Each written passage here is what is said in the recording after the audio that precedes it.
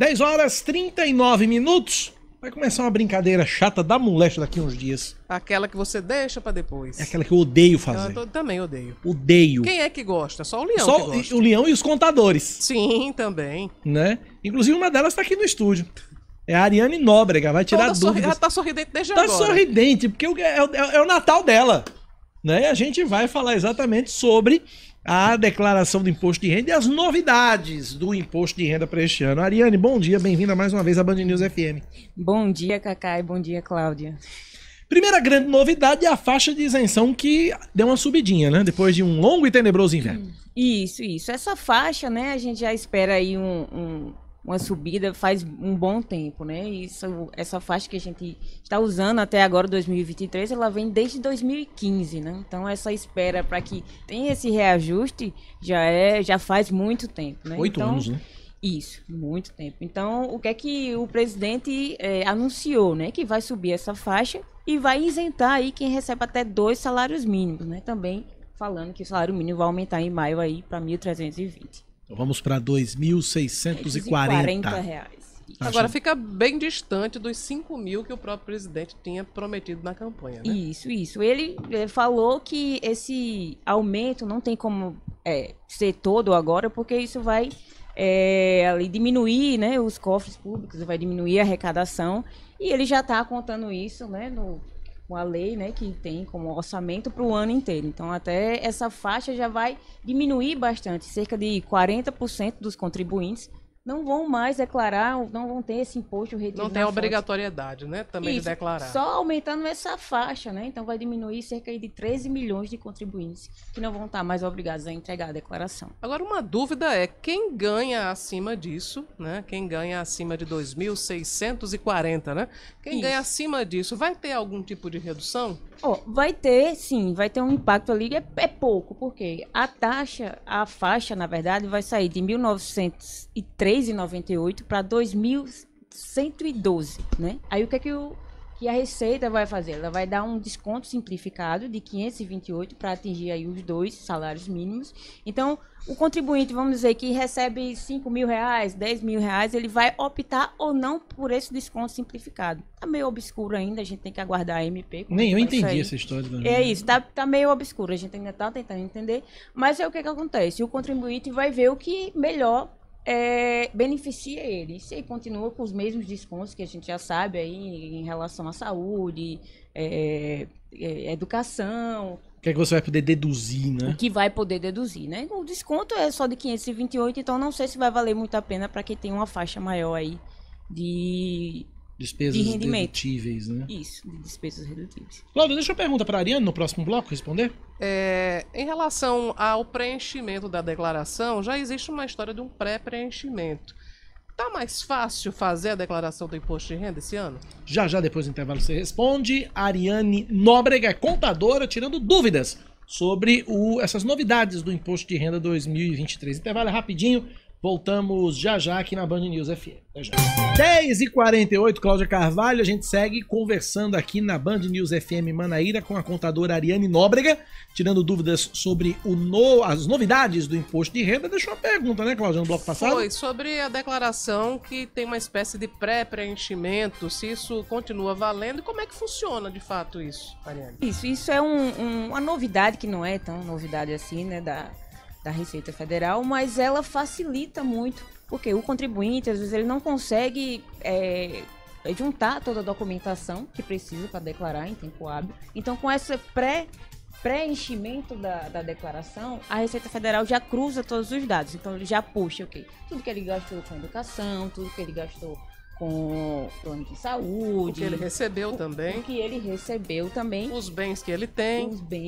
E ele vai só ajustar. Então, isso também diminui ele cair na malha fina. Porque caso ele esqueça de alguma coisa, na declaração pré-preenchida, já vai estar lá. Ou então, se ele não sabe que é alguma coisa que, vamos dizer, ele comprou uma ação sequer, já fica na obrigatoriedade. Então, aí na declaração pré-preenchida já vai aparecer que ele precisa declarar. Esse pessoal que comprou Bitcoin, por exemplo, tem o caso Brás Company, muita gente comprou moeda virtual. Moeda virtual precisa ser declarada no imposto de renda? Precisa também. Tem já um lugarzinho lá na declaração que é para criptomoedas. O calote entra onde na história? Esse aí entra Você no declara BO. o calote que tomou também, não? Não. Aí até uma coisa que eu tava falando aqui com a Cláudia, este ano a data, né, começa a partir do dia 15 de março. Então, justamente para essa declaração pré-preenchida, tá para a maioria dos contribuintes, porque as instituições e as instituições privadas, elas mandam as informações para a Receita Federal até 28 de fevereiro, então tem 15 dias aí para a Receita Federal organizar essa declaração pré-preenchida. Vai de 15 de março até quando? 31 de maio. Pronto, Então, é o dia que eu vou vai ter mandar. um prazo.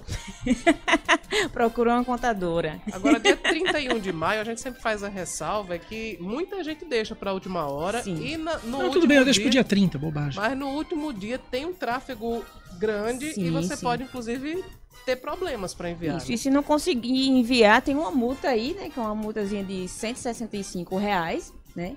Fora, se você tiver imposto a pagar, isso também vai ter um percentual em cima desse imposto a pagar. Então, assim, é sempre bom antes. Quem tem a restituir, quem entrega primeiro também vai ser restituído primeiro. Isso já é uma vantagem. Isso você já tem que fazer. Mas não tenho o que receber mesmo, então eu deixo pro final. Eu empato sempre, então. Mas vamos falar daquelas pessoas que têm restituição. Então a orientação é que elas apresentem o quanto antes para que possam ter direito à restituição também o quanto antes. Isso, o quanto antes. Até se tiver cair na malha, então a gente consegue refazer a declaração em tempo hábil para não ter que receber no final do ano e tudo mais. Então, O que é cair na malha? Quem é que pode? Quem é que corre esse risco? Porque todo mundo tem pavor, né, de cair na malha Isso. fina. Ó, um dos maiores índices de cair na malha é o que é erro, né? Erro de preenchimento, valores que eu recebi. Um zero a mais, um zero a menos. Isso, um zero a mais, geralmente cai muito na malha. Ou então colocar alguma despesa, por exemplo, eu coloquei uma despesa de saúde, fui no médico e pedi um recibo, alguma coisa, então eu vou colocar ali na minha declaração. Só que o médico não declarou na declaração dele. Então, quando a Receita Federal cruzar esses dados, vai dizer que não houve essa despesa médica. Então, isso acontece muito, né?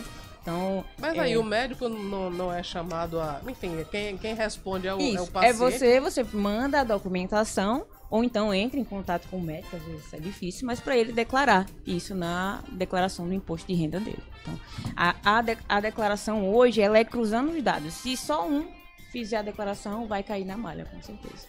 E tem, enfim, pessoas que têm mais de um emprego e decidem, eu vou declarar aqui que eu recebi de um, mas não vou colocar do outro.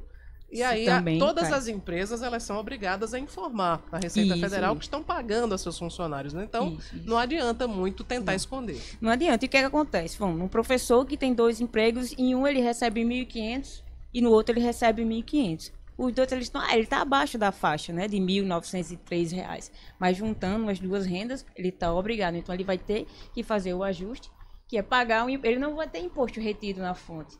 Então, é uma informação importante. É a soma de todos os rendimentos Isso. que tem que chegar em 2000... Agora ainda para 2023, é 1.903. Então 2.640 pro ano que vem só. Isso. O que é que vai impactar agora, né? Essa é a notícia. O que é que vai impactar agora? Que os contribuintes que recebem R$ 2.640 não vão ter mais esse imposto retido na fonte. É o quê? Ah, certo. Aquele contra-cheque, o contra-cheque que você recebe não vai ter mais o imposto retido. Tá. Por isso que vai ser um benefício imediato. Mas isso só vai repercutir na declaração de 2024.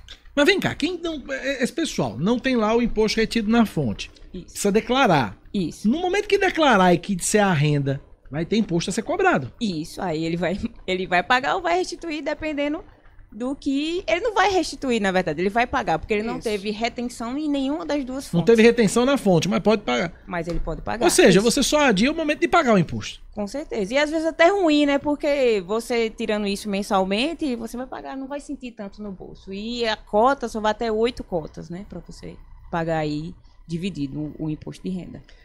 Uma dúvida. Microempreendedor individual precisa declarar imposto de renda?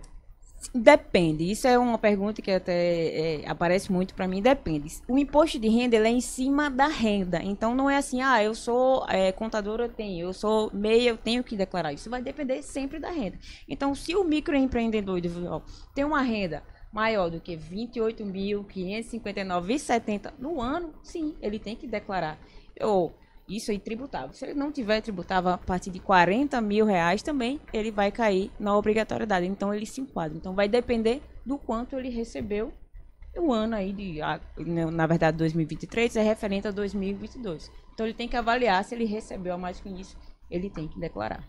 Muito bem. Ariane Nóbrega, contadora, tirando nossas dúvidas. Se prepare para voltar mais vezes até 31 de maio, viu? Pra gente poder tirar as dúvidas dos nossos ouvintes. Com certeza, pode convidar. Quem tiver dúvidas também, eu tenho o site, né? O nosso site duocontabilidade.com.br. Como é que escreve? Isso, Duo Contabilidade. DUO. Isso. Duocontabilidade.com.br. Isso. Aí lá tem um blog que eu vou tirar todas as dúvidas. Também tem o meu Instagram, Ariane Nóbrega Contadora, que eu sempre abro caixinhas de perguntas para tirar dúvidas. E nessa época do imposto de renda surgem muitas. Obrigado, Ariane. Sucesso para você. Se prepare para voltar mais vezes aqui. Viu? Obrigada, bom dia.